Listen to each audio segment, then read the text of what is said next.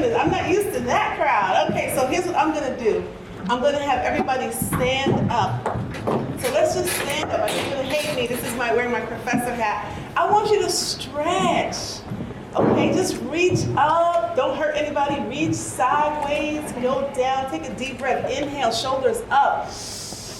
Back and down. Wiggle those fingers. Give some life in your body, right? Okay, great. Now you can have a seat when you're ready. Nice. Now, I don't know how long you've been sitting, but I just want to give you a chance to get refreshed. Do you feel a bit more refreshed? Oh, wow. Okay.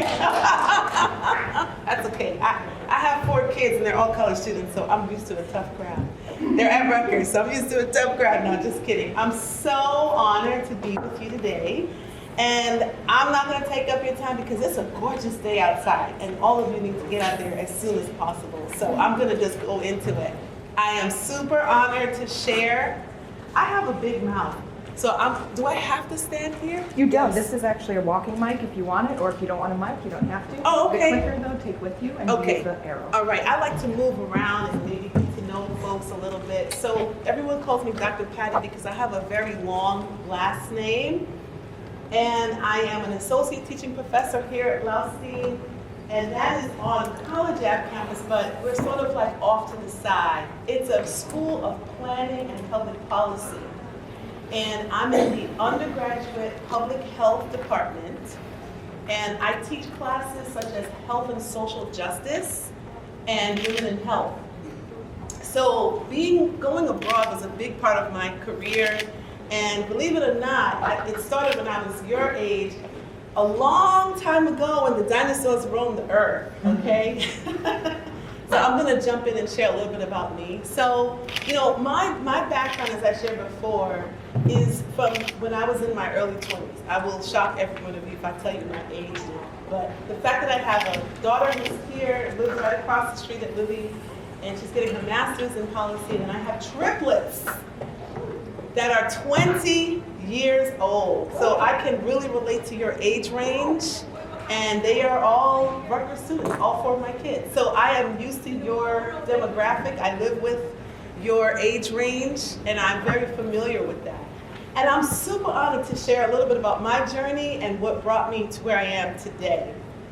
So I can't start off without sharing a bit about my personal mission statement and my values, which I think all of you have, and if you don't have, I want to challenge you to take a minute and write it down. What matters to you? What's the most important thing or things that matter to you? Here's mine. This is what matters to me. My background, my faith, giving back, and also my career and the work that I do, which is really more than my job day to day, but I think you are a part of my work. Inspiring and mentoring young people, that's a part of my work. So I'm going to share a little bit about each of these with you today. So I want to talk about my background first. So my background in global health and studying abroad, as I said before, it started when I was your age, 95. None of you are alive. None of you were alive at that time. You were a vision. You were a vision in your parents' mind. They were like, wouldn't it be wonderful if we had a little baby? You were a dream at that time. That's when I was your age. I told you it was when the dinosaurs roamed the earth. And I had a dream. Maybe I should have moved around some. Let me come over here.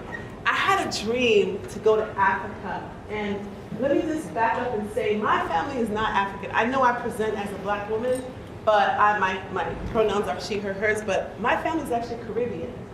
Both of my parents are Caribbean. I identify as first gen. I'm the firstborn. I'm the first to go to college in my family. And my parents are immigrants. They're not American. So when I told them I wanted to go to Africa, I don't know if any of you can relate. They were like, what the what? I struggled so hard, I worked so hard, I gave up so much, and now you want to go to Africa? For what? They really fought with me. And I have to tell you, honestly, my dad did not speak to me for a year. I would call the house. When I eventually went to Africa, and I would call and check on my mom. We didn't even have internet, guys. This is like prehistoric times. We didn't have it. I would call the house, and my mom would lie. Oh, your dad's not here. Your dad's in the back. He's in the basement. He's in the car. I would hear him laughing. Okay, I would hear him laughing because he didn't want to speak to me because he was mad with me as a firstborn to, in their mind, disrespectfully give up what they had worked so hard for me for and pursue my dreams. I don't know if any of you can relate, but that was my situation. They were not, my mother was super supportive, my dad was not. But he came around. It took about over a year, but he came around. And he now realizes that that was the best decision that I ever made.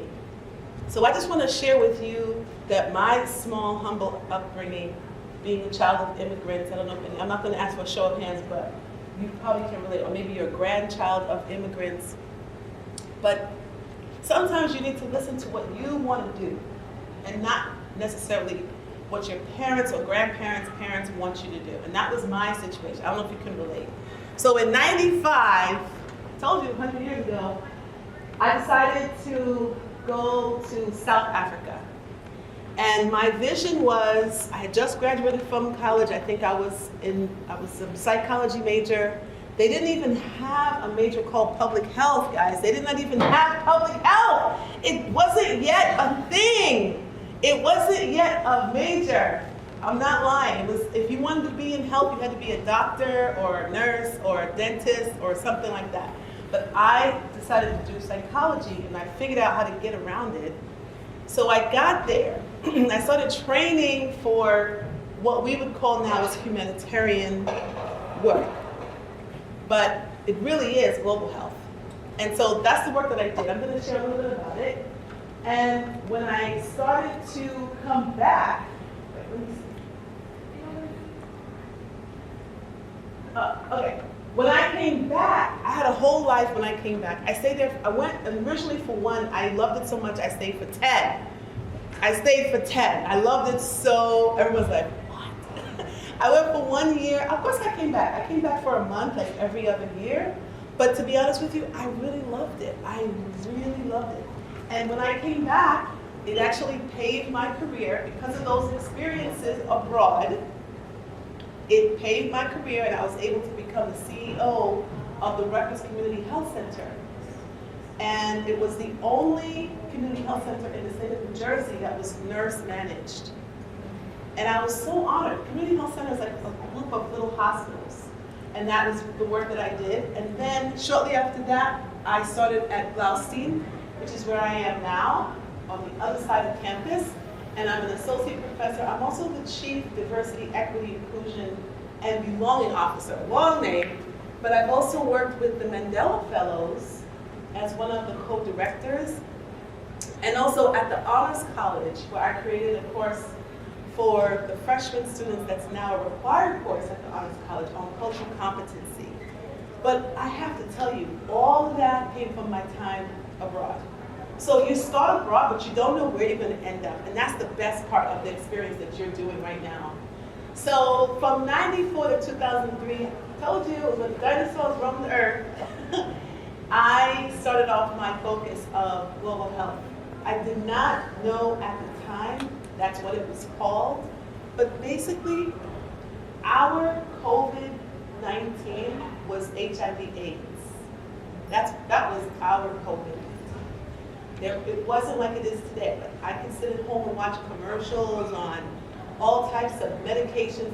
Those days it was like early COVID. There was no cure, there was no remedy. It was very scary.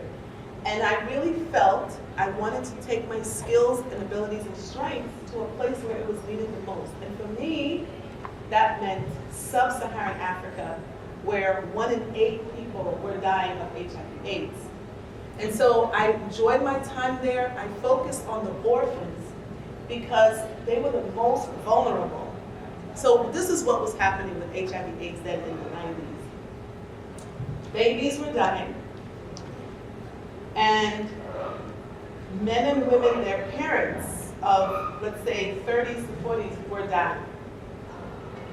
So it was the grandparents, what we call the go-go's.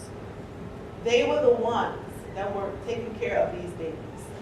The whole generation of the parents of those babies were getting wiped out, the 20s and 30s and 40s. And so there were these orphans there that had no one to take care of them. My job, I was working with an organization called Hope Worldwide, helping other people everywhere, Hope Worldwide. And my job, really, initially, was to just go and hold the babies. That was my job. Hold the babies. Why? Because these babies were found under bridges. They were found at the doorsteps of churches. People didn't know if they were positive or not. And many of them had never been held. So there were 5 babies in a crib, all crying. And so my job was just to socialize and be able to hold the babies. And when you picked up these babies, many times they would scream louder because some of them had never been touched. They were seeing touching as very painful. And so me holding them was all I could offer initially. Then it became training the grannies with some best practices that I had learned from nurses that were involved with community health. That training took place under trees. That training took place under bridges. It was not in a cozy, air-conditioned, beautiful space like we have today. And those were my days and nights. And I loved it. I loved it. It taught me a lot. The grandparents taught me a lot. Little did I know that 20 years later I'd have triplets and I would need to know how to manage them. But a lot of what I learned from them. It wasn't me teaching them, it was really them teaching me best practices. Shortly after that, I was promoted to go to do the same thing in Madagascar. Madagascar, listen, before you die, you need to go. You need to go. You need to save money and go. Because as you know, because this is a very bright, amazing group, there are animals and plants that are there that are nowhere else in the world. You have to go. It is so beautiful. So I spent time there doing the same thing. Then after that, I went to Botswana. Gaborone is the capital there. And I loved it because it's not Brooklyn, which is where I was born. It's Botswana. It's extremely different. You do see animals. You do see monkeys just in the road. They will take food from your hand. They might even climb up on your shoulder and get in your hair. But it was an experience that, for me, as firstborn, living in Brooklyn, growing up, that was an exciting experience for me. Again, I did the same thing because Botswana is a small country. But in Botswana at that time, the numbers were not 1 in 8, it was 1 in 4 people that were dying of HIV/AIDS at that time. Then I went to Swaziland. I love Swaziland because it's so fascinating. Swaziland is a kingdom. And I don't know anything about that. I didn't know anything. The king of Swaziland had over 20 wives. That was fascinating to me. Like, I wanted to understand that. Like, I wanted to really get into that. And the best part for me was the clothing and the fabric. I loved, whenever I went there to thank me, they would give me clothes. They would give me outfits and jewelry. It was so much fun. But again, I did the same thing, teaching the grannies. And I say teaching in quotes, because sometimes when we're here in America, we can have this Western lens, if any of you know what I'm talking about. We talk about this, I see some faces nodding, right? Where we go to study abroad and we have this lens. We are educated at a Division I university. We're the top research university in the state of New Jersey, which is New York City's backyard, and we think we're hot stuff. And we go off to these places and we are taking our education with us, right? But what we need to really have, if you forget everything I've shared with you, is a cultural humility. A cultural humility that says, I may not know anything about your culture. Teach me. Help me pronounce your name correctly. Help me to pronounce this city correctly. Help me to embrace, what is this food? Where does it come from? I want to learn. I want to encourage you to have that attitude, have that lens. Because when people think you're interested in their culture, they will not stop at telling you everything you want to know. But if you have what I call the Western lens, there will be a distance. I don't know if any of you have traveled. You know what I'm talking about? We call it, I call it personally, I call it like the annoying American. You know, we get so ticked off at our Americanisms, you know? And I'm speaking for myself. I'm not saying, this is just my personal opinion. But when you have a cultural humility that says, I might know some things, but I don't know everything about your culture, teach me. Teach me something. They will be so much more willing to share more with you, and you'll get so much more out of your study abroad experience. So wrapping up the places that I've been to, Zambia, this is the Victoria Falls, it's gorgeous. That was amazing, and I still have friendships there. I still have connections there, some of my closest friends are there. You know, social media makes the world very small. So even though my journey started when I was young like you all, and I'm this, you know, old dinosaur that I'm proud to be, your career is shaped by your study abroad experience, but not only your career, I would argue that your life will be shaped, will be completely different by the journey you're about to embark on. Here are some of the highlights of my time. So this is, anybody know who that is? That's me, by the way, it's like 100 years ago, but anybody know who that is with me? Who? Let me hear. Oprah, yeah, that's Oprah. We're gal pals. So, out of all of the nonprofits, this was 2001.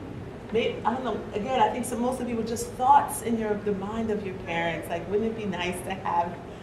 Out of all the nonprofits on the continent, she chose our little group in Umtata, South Africa, which is known as Nelson Mandela's hometown. She chose our little nonprofit organization to partner with. And you can probably find this on social media. The initiative was called Christmas Kindness. And so she brought her entire team and gifts for all of the orphans. It was a lot of them. There are like 500 orphanages in the area. So it was thousands of children that was coming through.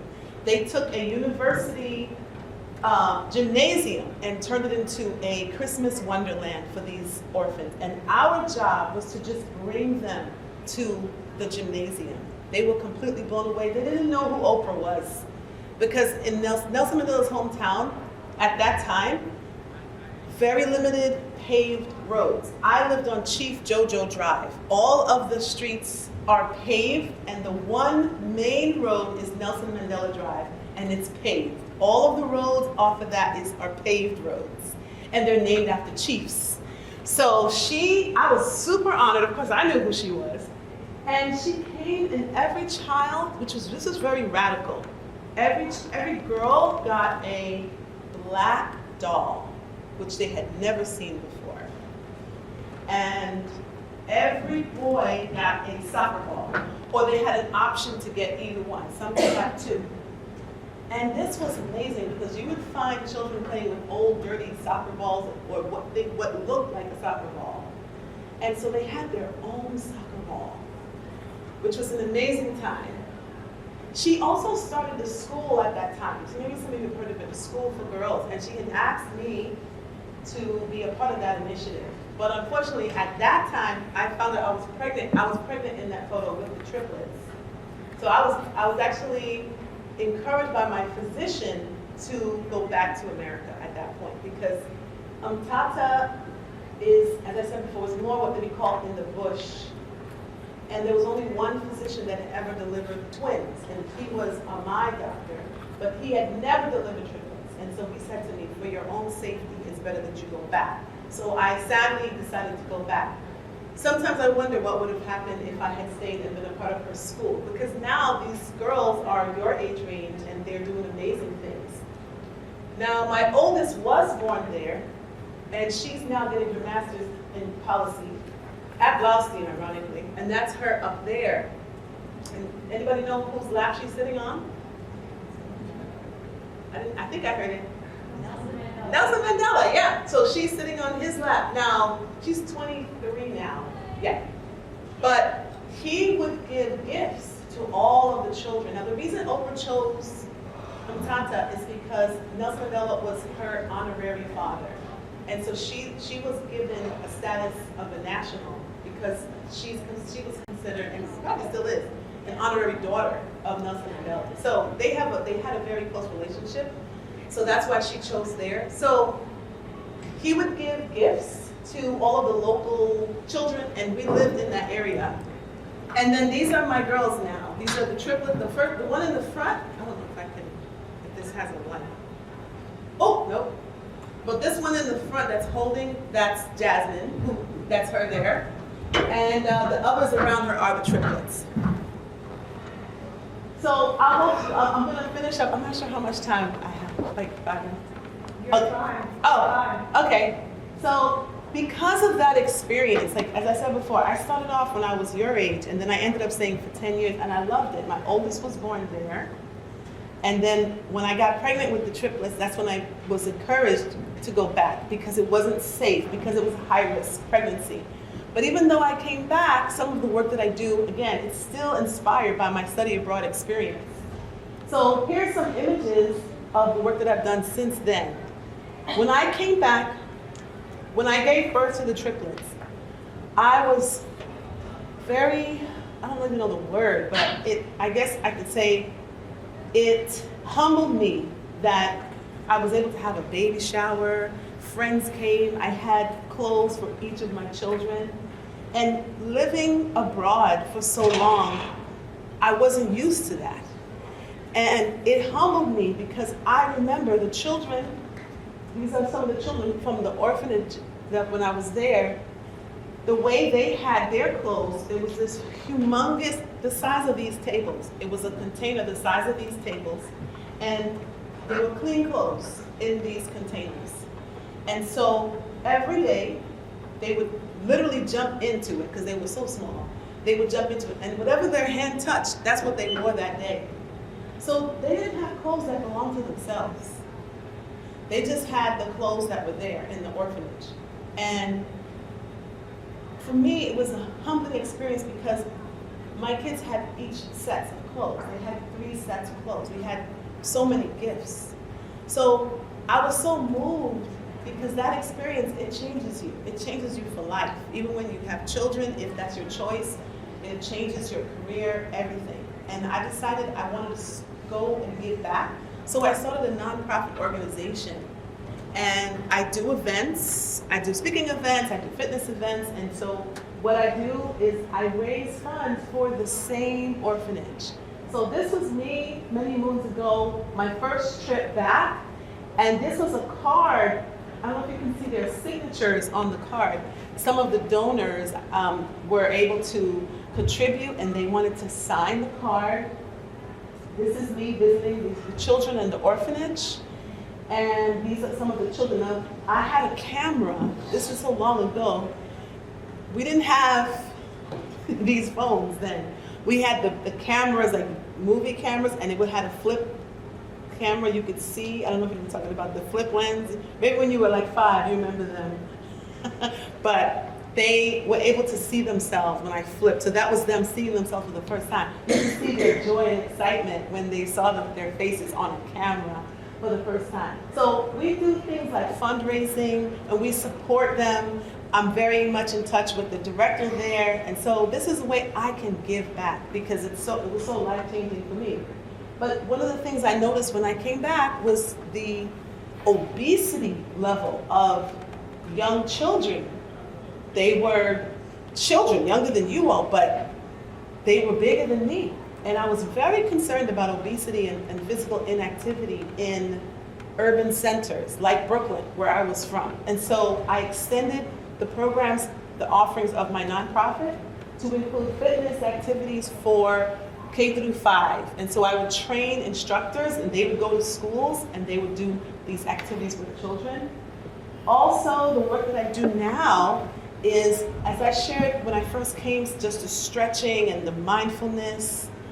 I have incorporated that into my work as well. And so this photo is a group of students in Newark, New Jersey, in a high school, where many of them deal with toxic stress. They have to walk through gang violence to get to school. Some of them have come from really shocking experiences in their family life and their friends, loss of family and friends, incarceration.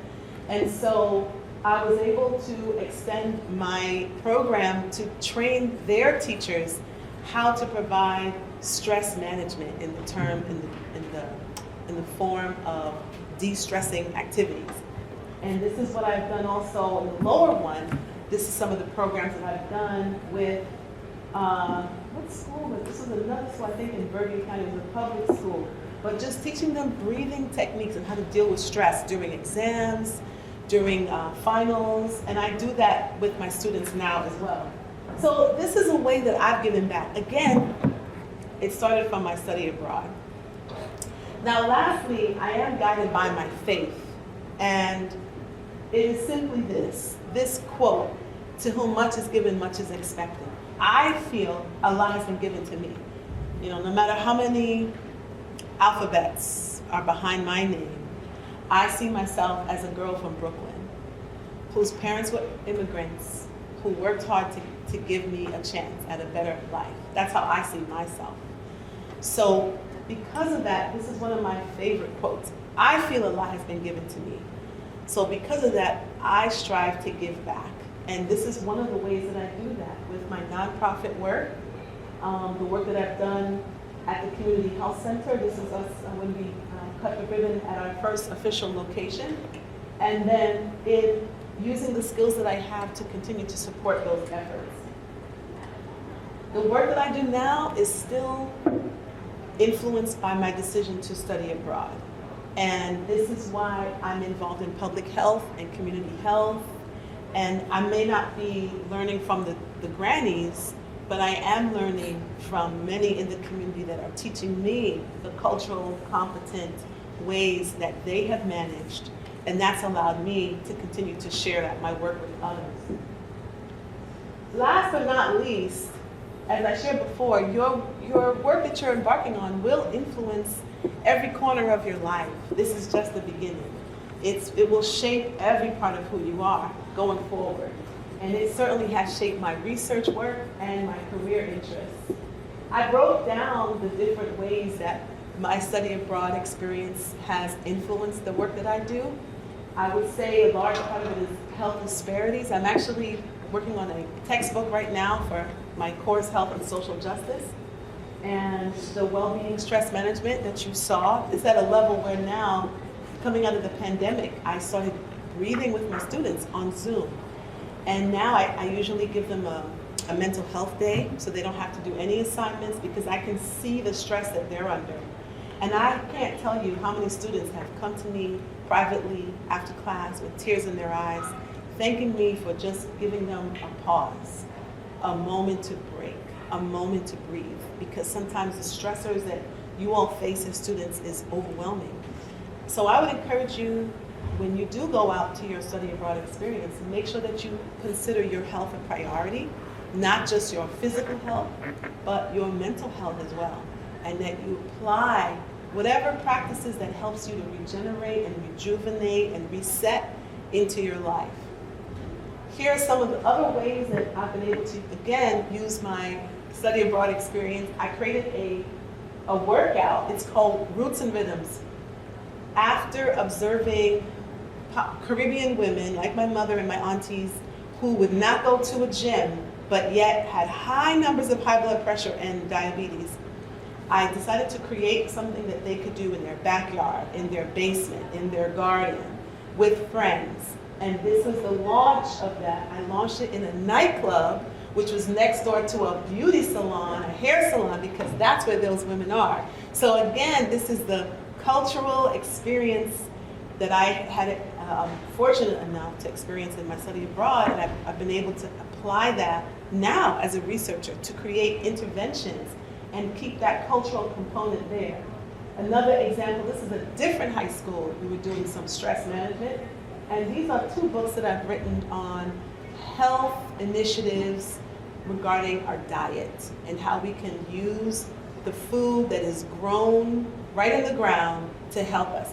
And I have to say, I learned that when I was in South Africa, because if you walk past, here in America, when you walk past someone's yard, usually you see beautiful lawns, maybe especially this time of year, you might see some tulips, some hyacinth bulbs. But in Mthatha, the front lawn is for food. You see corn, you see vegetables in the front yard. It's a waste of space in their mind to have a lawn. So a section the size of a door frame, a garden the size of a door frame can feed a family of 5. So this is something that I've learned from them. And it's still continuing to influence the work that I do through my publications and the work that I've done. Most recently, and I'll just end here, I'm very fortunate to be at the School of Policy. I personally believe that nothing changes unless there's a policy attached to it. And so the work that I do now also extends to cultural health regarding women of color, men of color, and their hairstyles. Some of you may have heard of the Crown Act, because there are situations where young students across the country are not being allowed to graduate because of their hair, because of their culture. And so this is some examples of the work that I've done. And also I am involved with helping other instructors implement some of these cultural related influences of health here as well.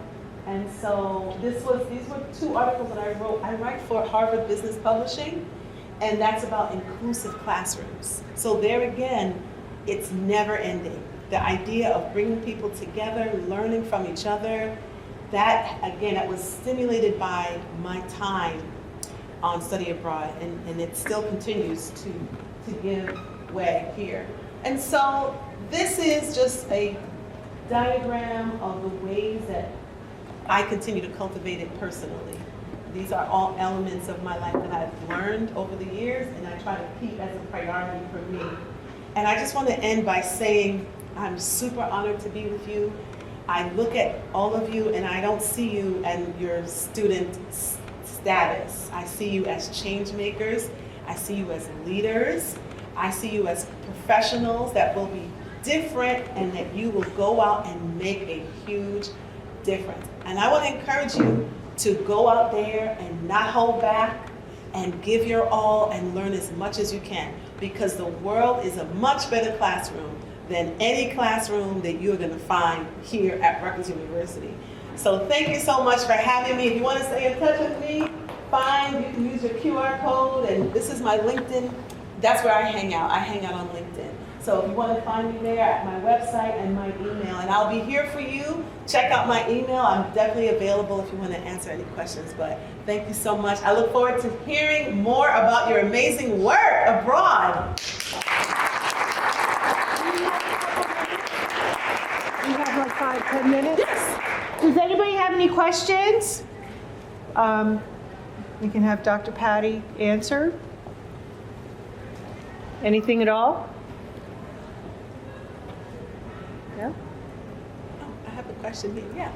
Hi. So, I guess, so like, what was like the biggest adjustment that you had to make from like, I guess, moving from the U.S. to like South Africa? Moving there or coming back? Moving there. Oh, like wow. the first time. The first thing is the time zone, honestly, because you get there. I don't know where you all are hoping to go, but the time zone is key.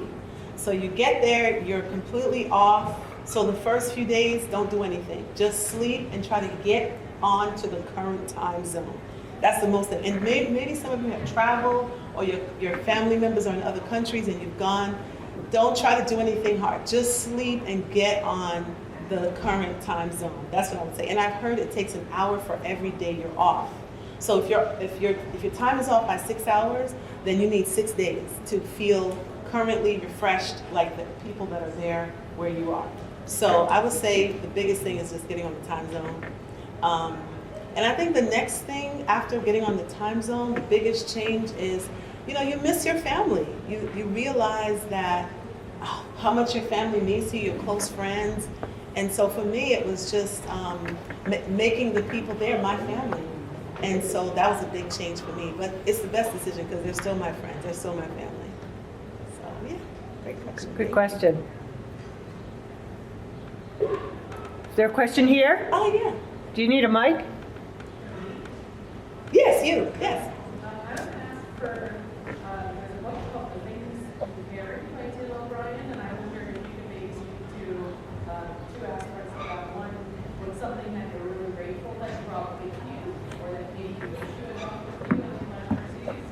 And is there anything that you feel like you kind of brought with you baggage-wise that you had to protect or reposition to, leave it by the door so that you could really engage once you were overseas? That's an excellent question. And I love that book.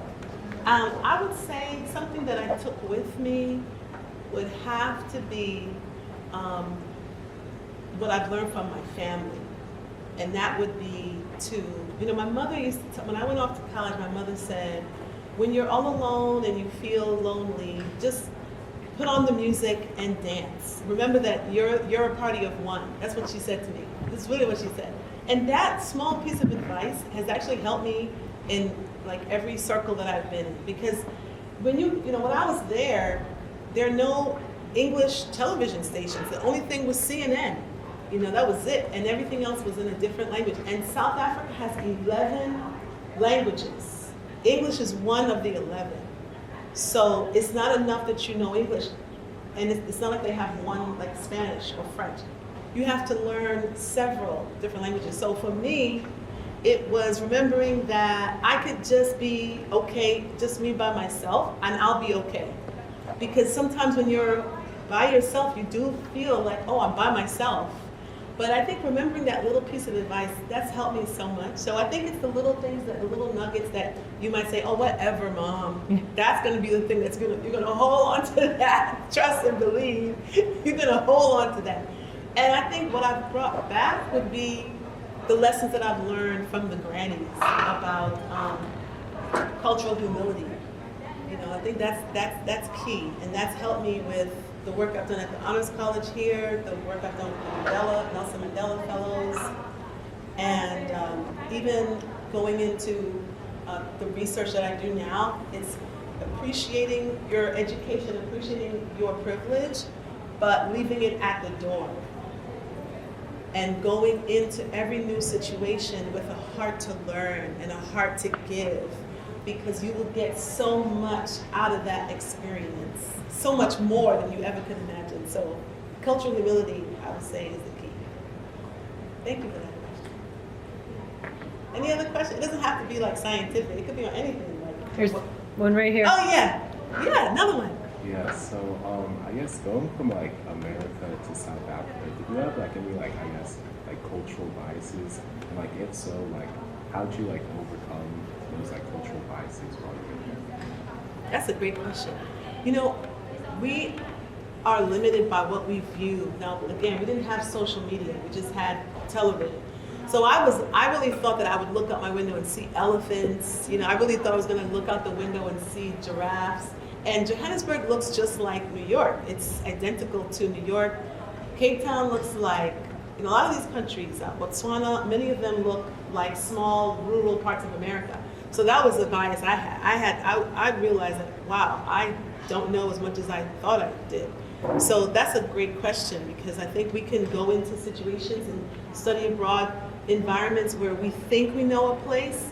I think because of social media, we can see other people living in that environment, but we still don't know what it's like for you to live there. So for me, it was an eye-opening experience, and that's grounded in the cultural humility. I had to learn that, because I did go over with assumptions about what I would see. So thank you for that question, because it's another opportunity for us to just learn from our experience and just have an open mind. Just have an open mind to what you're going to experience, not to expect or to assume, to not to expect and to not to assume, but just to have an open mind to the experience and to appreciate it, and then to try to find a way to incorporate it. That's what I had to learn. Thank you for that question. You ask great questions. Any final questions? Any finals? All right. Thank you, Dr. Patty. We appreciate it.